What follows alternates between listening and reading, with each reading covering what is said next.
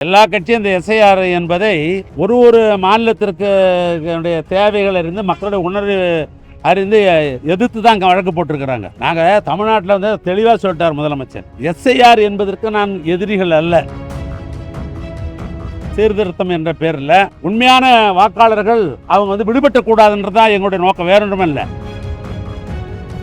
எதிர்கட்சி தலைவர் போய் குளத்தூரை போய் வீடு வீடாக போய் எண்ணிட்டு வந்து சொன்னாரா? எங்களை பாராட்டியா பேசுவார். ஒரு எதிர்கட்சி தலைவர் இல்லை எஸ்ஐஆர் இது மாதிரி விடுபடக்கூடாதுன்றதுக்காக திமுக வழக்கு போட்டிருக்கிறாங்க அப்படின்னு பாராட்டி பேசுவாரா? நாங்கள் எதை சொன்னாலும் சரி, நாங்கள் தொடர்ந்து எதை நல்லது சொன்னாலும் சரி, தன்னுடைய எதிர்கருத்தை தான் அவர் வைப்பார். எடப்பாடி வந்து அவர் என்ன பண்ணுறாருன்னா சங்கி கொள்கையை தாங்கி பிடிக்கிறார், அதனால் அங்கேருந்து வரோம் அப்படி தான் சொல்கிறாங்களே ஒழிய அதில் எங்கே பி டீம் என்ன, சி டீம் என்ன, ஏ டீம் என்ன? இதில் 10 ஆண்டு காலம் நடைபெற்ற ஆட்சியிலே தென்னகம் புறக்கணிக்கப்பட்டிருந்தது. திராவிட மாடல் ஆட்சி பொறுப்பேற்றவுடனே தமிழ்நாட்டு முதலமைச்சர் புறக்கணிக்கப்பட்டிருக்கிற இந்த தென்னக பகுதிக்கு முக்கியத்துவம் தர வேண்டும் என்று நெடுஞ்சாலைத்துறைக்கு பல ஆயிரம் கோடி ரூபாய் பணம் ஒதுக்கி தந்தார்கள். அந்த வகையில் தான் திருநெல்வேலியில் இன்றைக்கு புறவழிச்சாலை பணிகள் நடைபெற்று கொண்டிருக்கிறது. திருச்சியில் காவேரி மேம்பாலம் ஒன்று கூடுதலாக கட்டப்படுகிறது. தமிழ் வளர்த்த அந்த மாமதுரையில் முக்கியத்துவம் தர வேண்டும் என்ற அடிப்படையில் 100 ஆண்டு கால கோரிக்கை. இந்த அப்பல்லோ மருத்துவமனைக்கு பக்கத்தில் இருக்கிற அந்த பாலத்தை கட்டுவதும், அமெரிக்கன் கல்லூரிக்கு ஒட்டி இருக்கிற நம்முடைய தெய்வ திருமகன் தேவர சிலைக்கும் பக்கத்தில் இருக்கிற இந்த பாலத்தை கட்ட வேண்டும் என்று 100 ஆண்டு கால கோரிக்கை. அந்த கோரிக்கை ஏன்னா அதற்கு முக்கியத்துவம் தர வேண்டும் என்று தமிழ்நாட்டு முதலமைச்சர் அவர்கள் 2 பாலத்திற்கும், அப்பல்லோ மருத்துவமனை சந்திப்பில் இருக்கிற பாலத்திற்கு 150 கோடி ரூபாயும், இந்த கோரிப்பாளையம் பாலத்திற்கு 190 கோடி ரூபாயும் பணம் ஒதுக்கி தந்தார்கள். முதலமைச்சருடைய திருக்கரத்தாலே இந்த அடிகோல் விழா இங்கே நடைபெற்றது. நான் இது இப்போ 9வது முறை நான் ஆய்வு மேற்கொண்டிருக்கிறேன் இந்த பாலத்தை பொறுத்தளவுக்கு. அதே நேரத்தில் மாவட்ட ஆட்சித்தலைவர்கள் மாதம் ஒரு முறை அவரும் தொடர்ந்து இதை ஆய்வு மேற்கொள்கிறார்கள். 15 தினத்துக்கு ஒரு முறை எங்களுடைய நெடுஞ்சாலைத்துடைய தலைமை பொறியாளர் அவர்கள் 15 தினத்துக்கு ஒரு முறை இந்த ஆய்வை மேற்கொண்டிருக்கிறார்கள். அந்த வகையில் இப்பொழுது அப்பல்லோ மருத்துவமனைக்கு பக்கத்தில் அமைந்திருக்கிற அந்த பாலம் 21 மாத காலம் அந்த பாலத்தினுடைய ஒப்பந்த காலங்கள். அந்த பாலத்தினுடைய நீளம் என்று எடுத்துக்கொண்டால் ஏறத்தாழ 950 மீட்டர் நீளம் உள்ள பாலம். அது 4 வழித்தடம் கொண்ட பாலம். அந்த பாலத்துக்கு 2 பக்கத்திலும் சர்வீஸ் ரோடு ரெண்டும் போடப்படுகிறது. மையப்பகுதியில் ஜங்ஷன் இம்ப்ரூவ்மெண்ட் என்ற அடிப்படையில் அந்த பணிகள்லாம் நடைபெற்று கொண்டிருக்கிறது. ஒப்பந்ததாரை அழைத்து எங்களுடைய கண்காணிப்பு பொறியாளர்கள்லாம் அழைத்து இப்போ காலையில் பேசிய அளவில் 1ஆம் தேதிக்கு மேல் பாலம் எப்பொழுதும் திறக்கலாம் என்று சொன்னார்கள். அந்த அடிப்படையில் முதலமைச்சரிடத்தில் தொடர்பு கொண்ட அடிப்படையில் முதலமைச்சர் அவர்கள் அடுத்த மாதம், அதாவது டிசம்பர் மாதம் 7ஆம் தேதி இந்த பாலத்தை, அப்பல்லோ மருத்துவமனைக்கு பக்கத்தில் இருக்கிற அந்த பாலத்தை திறந்து வைப்பதற்கு இசைவு தந்திருக்கிறார்கள். ஏன்னா அந்த இசையை தந்திருக்கிற காரணத்தினால் இன்னும் 97% பாலப்பணிகள் முடிந்துவிட்டது. இன்னும் 3% பாலப்பணிகள், அதாவது குறிப்பாக வந்து வண்ணம் பூசுவது, அதாவது பெயிண்ட் அடிக்கிறது, ஜங்ஷன் இம்ப்ரூவ்மெண்ட் பண்ணுறது, விளக்குகள் அமைப்பது, இது போன்ற பணிகள் என்பது 3% பணிகள். அது வந்து 1ஆம் தேதிக்குள் அந்த பணிகள் முடிந்துடும். 7ஆம் தேதி தமிழ்நாட்டு முதலமைச்சர் அவர்கள் எந்த பாலத்துக்கு அவர் அடிகோல்னாரோ அவருடைய திருக்கரத்தால் 7ஆம் தேதி அந்த பாலம் திறந்து வைக்கப்படும். கோரிப்பாளையம் பாலத்தை பொறுத்தளவுக்கு இது 190 கோடி ரூபாய் பாலம். இதே பாலம் இந்த தேதியிலனா கூட நாங்கள் திறந்து வச்சுருப்போம். இடையில வந்து அமெரிக்கன் கல்லூரியை சார்ந்த நிர்வாகம் நீதிமன்றத்துக்கு போய்விட்டார்கள். நிலையெடுப்புக்கு நாங்கள் பணம் கொடுக்குறோம் என்று சொல்லி கூட அவங்க நீதிமன்றத்துக்கு போய்விட்டார்கள். இது போன்ற சின்ன சின்ன பிரச்சனைகள் இதில் கொஞ்சம் நீதிமன்றம் வரைக்கும் இருந்தது. அதனால் ஒரு 6 மாதம் காலதாமதமாகிவிட்டது. ஆனால் 6 மாதம் காலதாமதம் ஆகினாலும் சரி ஒப்பந்தார அளித்து அப்பப்பொழுது நாங்கள் அவங்களுக்கு கொடுத்த அழுத்தத்தின் அடிப்படையில் அவர்களும் வேகமாக பணிகளை செய்து கொண்டிருக்கிறார்கள். இப்பொழுது அவங்களையும் கூப்பிட்டு நான் பேசினேன். இந்த பாலத்துக்கு நாம் தேதி வைக்கணும், எப்போ முடிச்சு கொடுப்பீங்க அப்படின்னு கேட்கும்போது அவர்கள் பொங்கலுக்கு முன்னால் நாங்கள் இதை முடிச்சு கொடுத்துட்றோம், பொங்கலுக்கு முன்னால் இந்த பாலத்தை முடித்து கொடுத்து விடுகிறோம் என்று ஒப்பந்ததாரங்களிடத்தில் ஒரு ஒப்புதல் தந்திருக்கிறார்கள். எனவே இந்த பாலம் முடிந்த பின்பு மீண்டும் முதலமைச்சருடைய கவனத்துக்கு கொண்டு இந்த பாலத்தையும் முதலமைச்சர் அவர்கள் இங்கே மதுரைக்கு வந்து நேரடியாகத்தான் இதையும் திறந்து வைப்பார். அதனால் அந்த பணிகளை வந்து மாவட்ட ஆட்சித்தலைவரிடத்தில் வாராவாரம் இந்த கோரி பாளையத்தை பொறுத்தளவுக்கு வாராவாரம் நீங்கள் ஆய்வு மேற்கொள்ள வேண்டும் என்று நான் சொல்லியிருக்கிறேன். அதே போன்று எங்களுடைய தலைமை பொறியாளர் சத்யபிரகாஷ் அவரிடத்தில் சொல்லியிருக்கிறேன், நீங்கள் வந்து வாரம் வந்து இந்த பாலப்பணிகளை முன்னெடுத்து செல்வதற்கு வேண்டிய உதவிகள் என்னென்ன செய்யணுமோ அதெல்லாம் செய்யணும் அப்படின்னு நான் சொல்லியிருக்கிறேன். ஆனால் கோரிப்பாளையம் பாலத்தை பொறுத்தளவுக்கு ஒப்பந்தாரர் இடத்துல ஒப்புதல் கொடுத்த அடிப்படையில் பொங்கலுக்கு முன்னால் முடித்துவிடு என்று சொல்லியிருக்கிறார். அதற்கு பின்னால் முதலமைச்சருடைய இசையை பெற்று கோரிப்பாளையம் பாலமும் திறக்கப்படும்.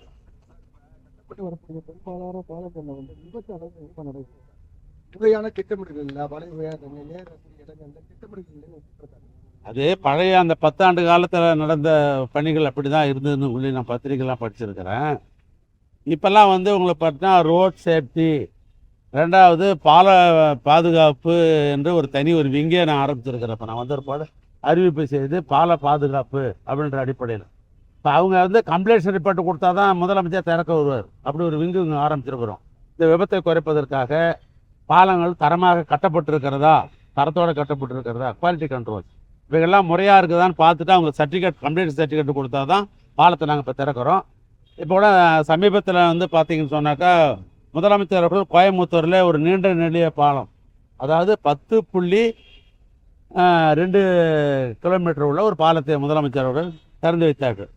அதை போகிற போது கூட முதலமைச்சர் கேட்டார், ஏற்கனவே வந்து கோயம்புத்தூரில் சில பாலங்கள்லாம் நம்ம எதிர்கட்சியாக இருக்கும்போது விபத்துகள்லாம் என்ன படித்தோமே, இந்த பாலம் இது எல்லாம் முழு சேஃப்டியோடு நம்ம செய்திருக்கிறோம் அப்படின்னு சொன்னேன்.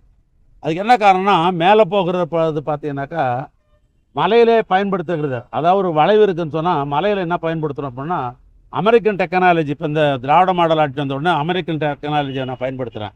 என்னென்னு கேட்டிங்கன்னா அந்த ரோலர் கிராஸ் பேருங்கிற ஒரு சிஸ்டம். அதில் என்னென்னு கேட்டிங்கன்னா நகரப்பகுதியில் வந்து ஏற்கனவே பார்த்தீங்கன்னா உங்களுக்கு இரும்பு சட்டங்கள் தான் போடப்பட்டிருக்கோம். இப்போ அப்படி கிடையாது, இருங்க சட்டங்களை பொறுத்து அதே நேரத்தில் ரோலர் என்ற ஒரு பிளாஸ்டிக் தன்மை உள்ளது. அது கிட்டத்தட்ட 20 டன்னு போய் அடித்தாலும் உனது பிச்சுக்காது. அப்போ அது என்ன கேட்டிங்கன்னா அது மேலே மோதினோம்னாக்கா அது மறுபடியும் ரோட்டில் தான் கொண்டாந்து ஒரு மொழியை வெளியே தூக்கக்கூடாது. அதை வந்து என்ன பண்ணிக்கிறேன், நான் இப்போ அந்த கோயம்புத்தூர் பாலத்தில் அதை நான் பயன்படுத்தியிருக்கிறேன். முதலமைச்சர்கிட்ட கூட வண்டியில் நிறுத்தி சொன்னோம், நம்ம இது நியூ டெக்னாலஜியில் பயன்படுத்தியிருக்கிறோம். அது போன்று ஏன்னா பாலங்கள் நீங்கள் சொல்கிற விபத்து என்பது பாலங்கள் வளைகிற போது ஏற்படுறது தான் அந்த விபத்து என்பது. எங்கேயாவது பாலம் வளையுதுன்னாக்கா அந்த இடத்துல தான் அந்த விபத்து ஏற்படுது. ஏன்னா இன்றைக்கி இருக்கிற ரோடு கண்டிஷன்றது ரொம்ப சிறப்பாக இருக்குது. அம்பாசிட்டில் 80 கிலோமீட்டர் போன மாதிரி போகிறதில்ல. நம்ம சகோதரர்கள்லாம் ஒரு எக்ஸலேட்டர் ஒரு மெரிச்சு போடுறாங்க, என்ன மீட்டர் போகுதுன்னு தெரியாத அவருக்கு. பாலத்தில் அப்படி வேகமாக போகும்போது இப்படி விபத்துகள் ஏற்படுவது அறிந்து இப்போ நான் சொன்ன இந்த நியூ டெக்னாலஜி நாங்கள் பயன்படுத்துகிறோம். அதனால் வந்து பாதுகாப்பான பாலம் தான் கட்டி கொண்டிருக்கோம். தெற்குவாசல் பாலம் என்ன செய்யல சார், ஏர்போர்ட் தெற்குவாசல் ஏர்போர்ட்டுக்கு போக முடியும் இல்லை. அதில் இப்போ டிபிஆர் வந்து தயார் பண்ணிருக்கிறாங்க. ஏற்கனவே சட்டமன்றத்தில் கூட நம்முடைய தளபதி அவர்கள் தொடர்ந்து 2 முறை அந்த கேள்வியை கூட சட்டமன்றத்தில் வைத்தார்கள். அப்பயே நான் சொன்னேன், இப்போ வந்து அதுக்கு திட்டம் வந்து ஃபீஸிபிலிட்டிலாம் இருக்குதா என்ற அடிப்படையில் இப்போது ஆய்வு மேற்கொண்டிருக்கிறோம். அந்த ஃபீஸிபிலிட்டி வந்துச்சாக்கா அதுக்கு பின்னால் அதுக்கு திட்ட மதிப்பெல்லாம் தயார் செய்து முதலமைச்சருடைய அனுமதி பெற்று அந்த திட்டத்துக்கு போவோம். முதல்ல இது 2 முடிக்கிறோம், அப்புறம் போகிறோம் மதுரைக்கு. இல்லை என்னப்பா அதுக்குன்னு எப்பயுமே ஒன்று வச்சுங்க, ஃபீஸிபிலிட்டின்னு ஒன்று, அப்புறம் ஃபீஸிபிலிட்டி வந்த ஒரு பாடு அப்புறம் டிபிஆர் போடுவோம். அதனால் ஃபீஸிபிலிட்டியும் பார்க்க வேண்டியதாகுது, டிபிஆரும் பார்க்க வேண்டியதாகுது. அந்த கட்டங்கள் முடிஞ்ச உடனே தான் முதலமைச்சருடைய கவனத்துக்கு கொண்டு நிதிகளை நான் கேட்க முடியும், அந்த பாலத்தை அடுத்த நான் ஆரம்பிக்க முடியும். இது 2த்தையும் ஆரம்பித்தா தெரியும். நீங்களே மதுரை மண்ணை சார்ந்தவங்க, நீங்கள் நம்முடைய சகோதரர்களாக நீங்கள் நான் இந்த மண்ணை சார்ந்தவங்க, உங்களுக்கே தெரியும் இந்த பாலத்தினுடைய பெருமை. ஏன்னா நான் திருவண்ணாமலைக்காரன், என்னோட உங்களுக்கு தான் அந்த பெருமை தெரியும். இந்த பாலம் அமைதல் மூலமாக இந்த நம்ம கோரிப்பாளையம் ஜங்ஷன் மணிக்கணக்காயில நின்று கிடந்தோம், நாம அதை அப்புறத்தை அந்த பாலத்தை கட்டுறோம்.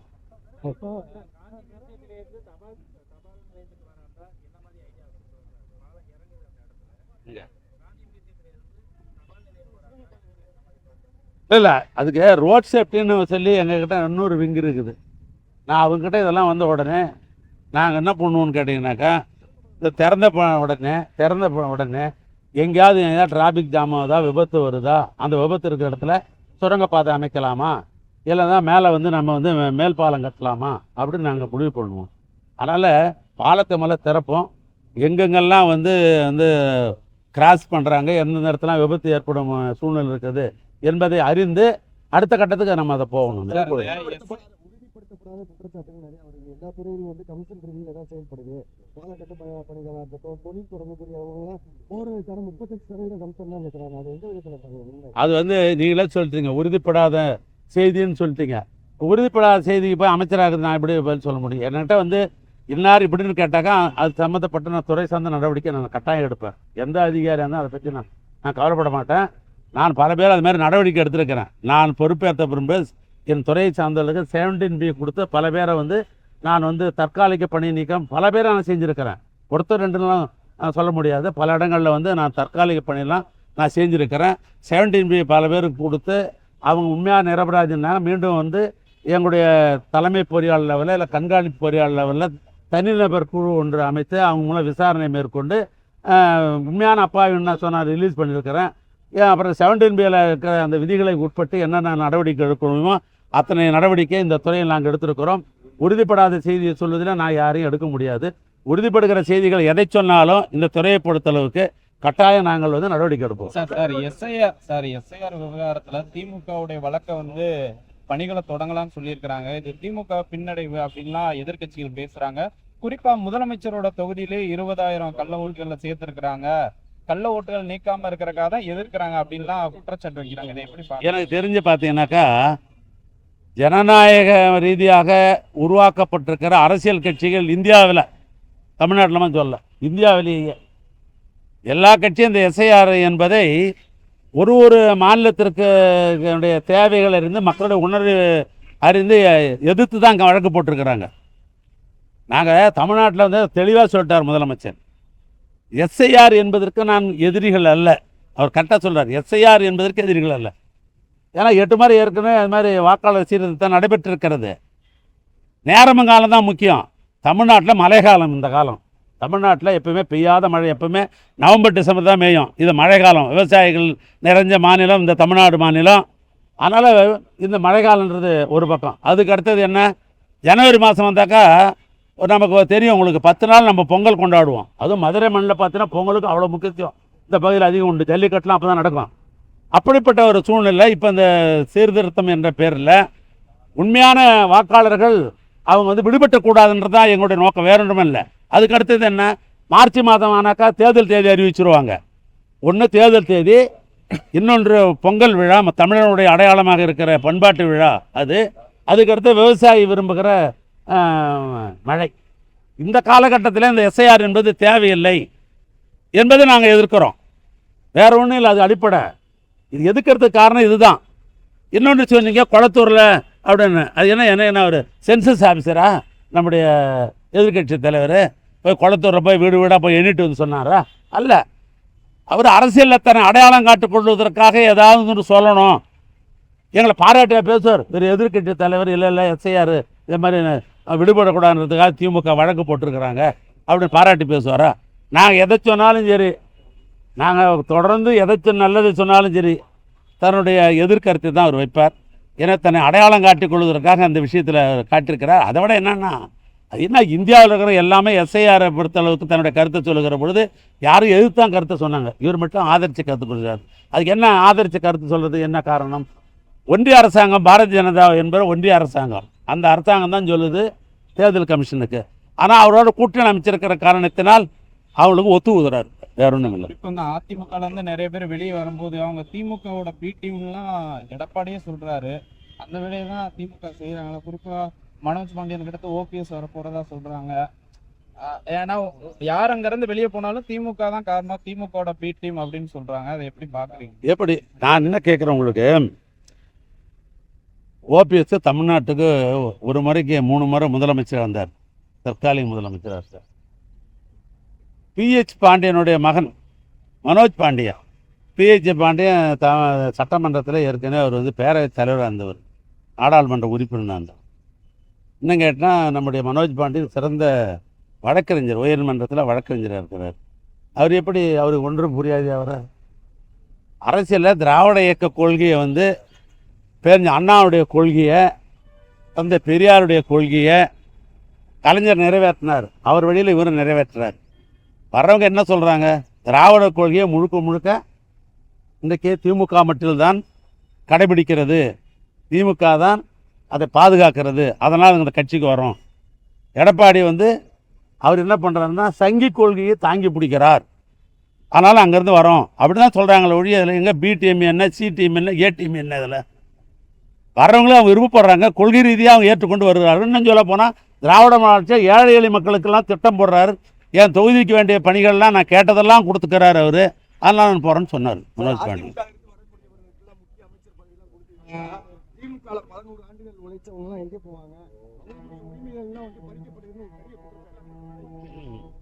இப்போ 11 ஆண்டு காலம் உழைத்தவர்கள் வந்து தான் எங்களுடைய மூத்த முதலமைச்சர், மூத்த அமைச்சர், பொதுச் செயலாளர் அண்ணன் துரைமுருகன், முதன்மை செயலாளர் அமைச்சராக இருக்கிற அண்ணன் நேரு அவர்கள் வந்து இந்த இயக்கத்தில் பழமையானவர் தான். இன்னும் இங்கே இருக்கிறாரு என் தம்பி நிதித்துறை அமைச்சர், பாரம்பரியமான குடும்பத்தை சேர்ந்த தங்கம் தென்னரசு, அவர் என்ன வந்து என்ன புதுசாக வந்தவரா? யோசிச்சு பாருங்கள். இதெல்லாம் இந்த விமர்சனத்துக்காக ரெண்டே ஒரு சிலர் வந்து திறமையானவங்க இருக்கிறாங்கன்னா திறமையை பயன்படுத்திக்குவார். தமிழ்நாட்டு முதலமைச்சரை பொறுத்தளவுக்கு என்னென்னா அவர் ஏடிஎம்கேல வந்தவர், டிஎம்கேல வந்தவர் அப்படிலாம் பார்க்க மாட்டார். அவர்களுக்கு என்ன உரிய மரியாதை தரணுமோ அந்த மரியாதை தருவார். யார் யார் எப்போ பயன்படுத்தணும் அவர் பயன்படுத்துவார். ஒருத்தர் வராரு, ஏடிஎம்கேலேருந்து ஒருத்தர் வராருன்னு சொன்னாக்கா அவர் திறமையானவர் அப்படின்னு சொன்னால் அவர் பயன்படுத்தி தான் ஆகணும். இப்போ முத்துசாமின்றவர் ஈரோட்டுக்காரர், தந்தை பெரியார் பிறந்த பண்ண அமைதியானவர், எந்த காரியத்தையும் நல்லா செய்யக்கூடியவர். அவர் திமுக இணைகிறாரு, மாவட்ட செயலர் இருக்கிறாரு. அவர் யாரத்தாழ பார்த்தீங்கன்னா எனக்கு தெரிஞ்ச ஒரு 15 ஆண்டு காலம் உழைக்கிறாரு. அவர் திறமையானவர். ஈரோட்டில் அவர் வந்தால் ஈரோட்டினுடைய மாவட்ட வளர்ச்சி உதவுவார். ஒரு அமைச்சர் பதவி கொடுக்குறதுன்னா அது பெரிய குற்றம் அது. அதனால் எல்லாருக்கும் யாராருக்கு என்ன திறமை இருக்கிறதோ அந்த திறமையை எங்களுடைய முதலமைச்சர் அவர்கள் பயன்படுத்துவார்கள் மக்களுக்காக.